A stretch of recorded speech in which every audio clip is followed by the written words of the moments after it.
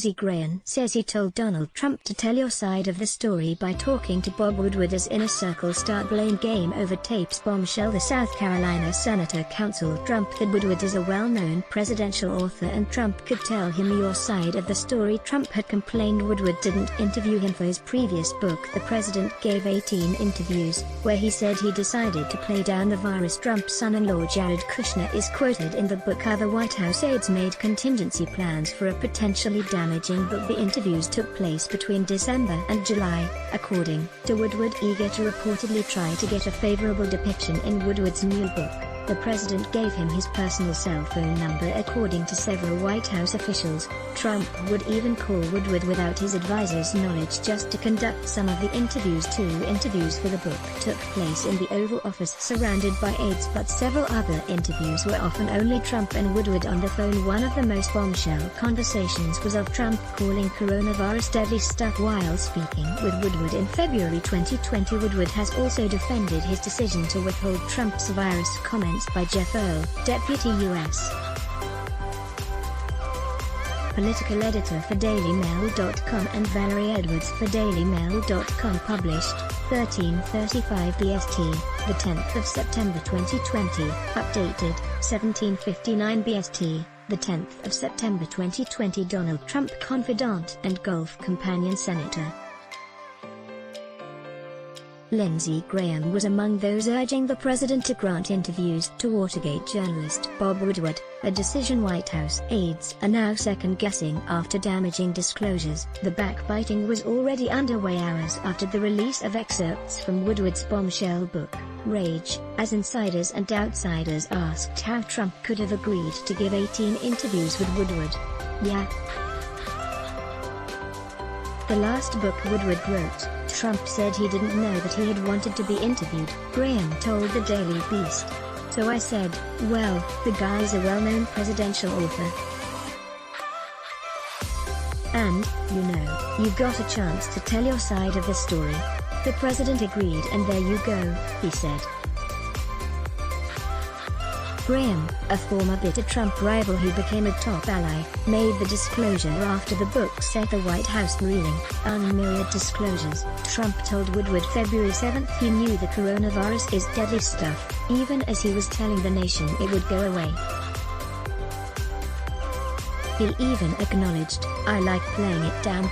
Trump explained his fateful decision to Sean Hannity on Fox News Wednesday night, when the host asked why he took part in the series of stunning interviews.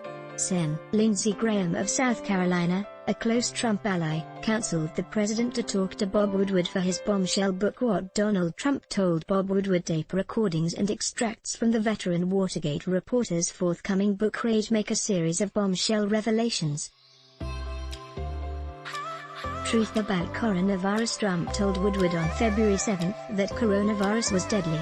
You just breathe the air and that's how it's passed. And so that's a very tricky one. That's a very delicate one. It's also more deadly than even your strenuous flus. This is deadly stuff, he said, but did not tell the public what he knew. Cover up on January 28. Robert O'Brien told Trump coronavirus will be the biggest national security threat you face in your presidency, and said, this is going to be the roughest thing you face. Trump then told Americans it was under control and would go away. And on March 19, Trump said, I wanted to always play it down. I still like playing it down, because I don't want to create a panic. North Korea. Trump says Kim is far beyond smart, and says that the dictator told him everything, boasting about how he described the brutal execution of his uncle in a power struggle. Woodward reveals Kim Jong-un's love letters to Trump, gushing to Your Excellency about holding your hand and calling their summit a fantasy film. But Woodward also reveals that when Trump was tweeting about Little Rocket Man, Defense Secretary Jim Mattis was so concerned about escalation that he slept in his clothes. Trump on the military. Me effing generals are a bunch of PIES, Trump ranted in the Oval Office, and said their backing for NATO and an alliance with South Korea was stupid. Costs us $10 billion. "We're suckers," and his predecessors. Trump said Woodward made George W. Bush look like a stupid moron, which he was. Of Obama he ranted, "I don't think Obama's smart. I think he's highly overrated. And I don't think he's a great speaker." And he added that Kim Jong-un called Obama an a-hole. What aides said about him: Jim Mattis called him dangerous and unfit, went to pray in Washington National Cathedral, left government because he was basically directed to do something that I thought went beyond stupid to felony stupid in reference to pulling troops from Syria, and suggested collective action after leaving. Dan Coats, the director of national intelligence, had deep suspicions that Putin had something on him and could not shake them. Drive. Tony Fauci called his leadership rudderless, his attention span like a minus number, and said, his sole purpose is to get re-elected. Jared Kushner, his son-in-law, said Alice in Wonderland is the key to Trump, saying, "If you don't know where you're going, any path will get you there." Trace Relations. Trump described the term white privilege as drinking the Kool-Aid and repeated his claim he had done more for black Americans than Lincoln, adding, "And, honestly, I'm not feeling any love." Nuclear secrets. Trump used his private cell phone for late-night calls and revealed he had a weapons system which Putin and Xi did not know about. Advertisement he called.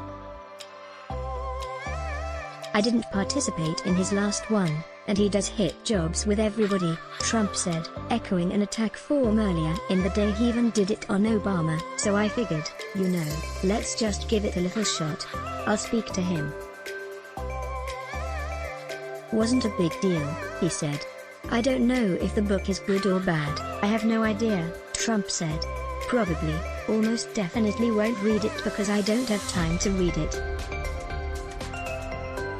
But I gave it a little bit of a shot. Sounds like it's not going to be good," he said of the book. The president appears to have concluded at one point that his decision to work with Woodward to try to shape the narrative didn't pan out. The Bob Woodward book will be a fake, as always, just as many of the others have been, he tweeted August 14, after apparently getting wind that it could be damaging.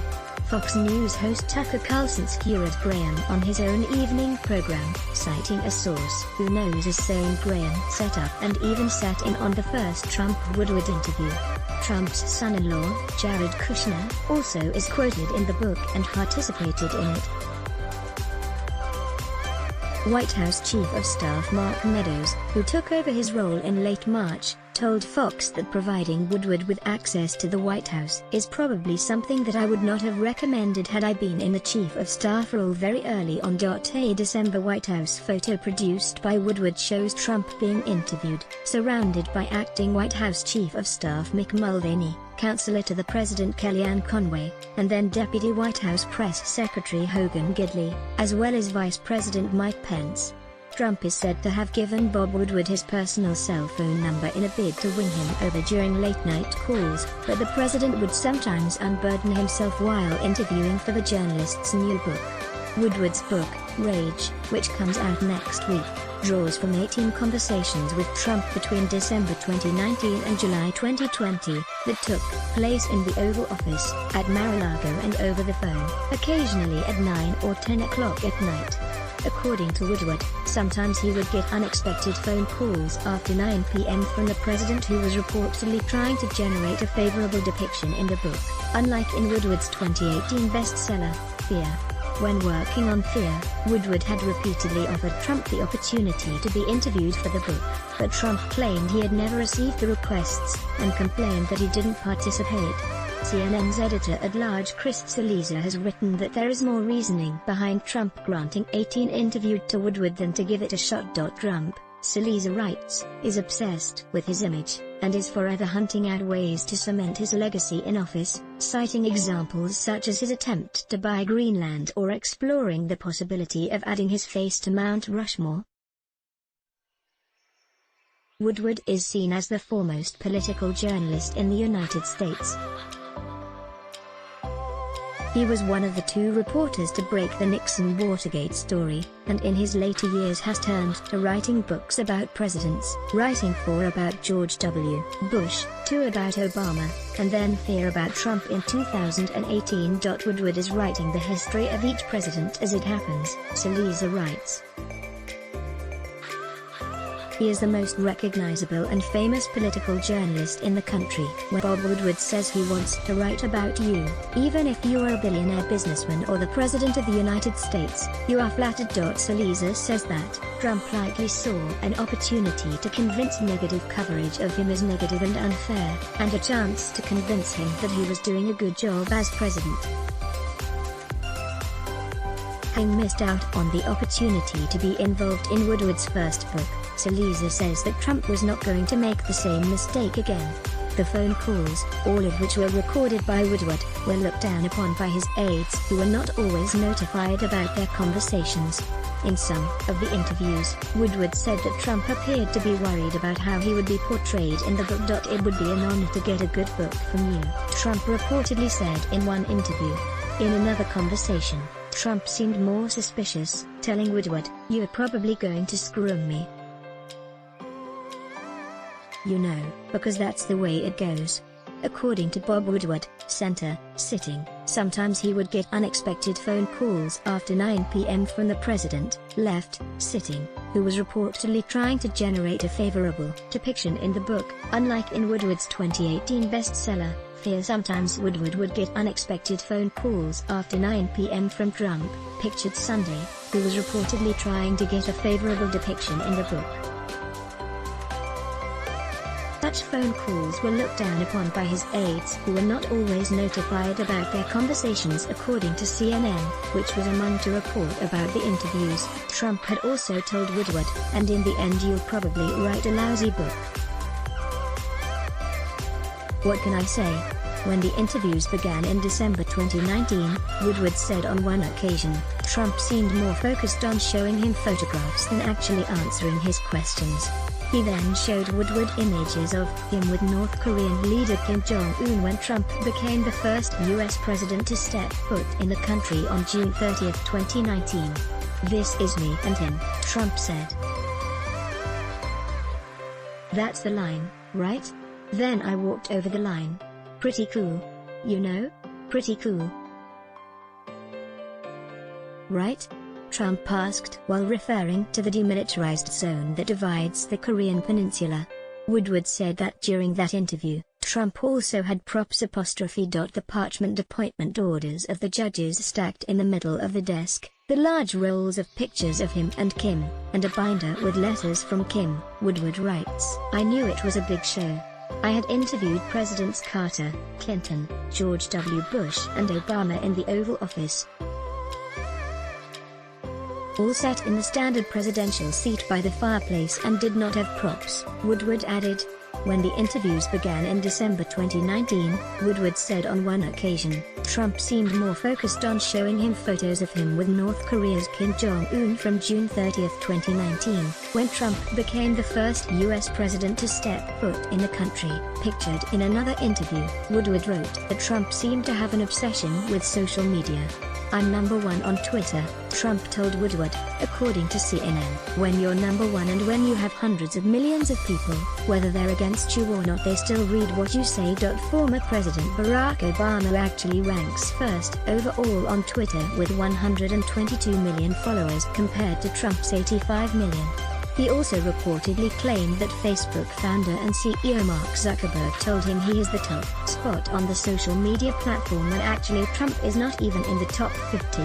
Woodward told Trump that he was worried about the state of the country in another interview. As a citizen, somebody who lives here, Woodward said, "I'm worried as I can be about this whole thing." In response, Trump said, "Don't worry about it, Bob.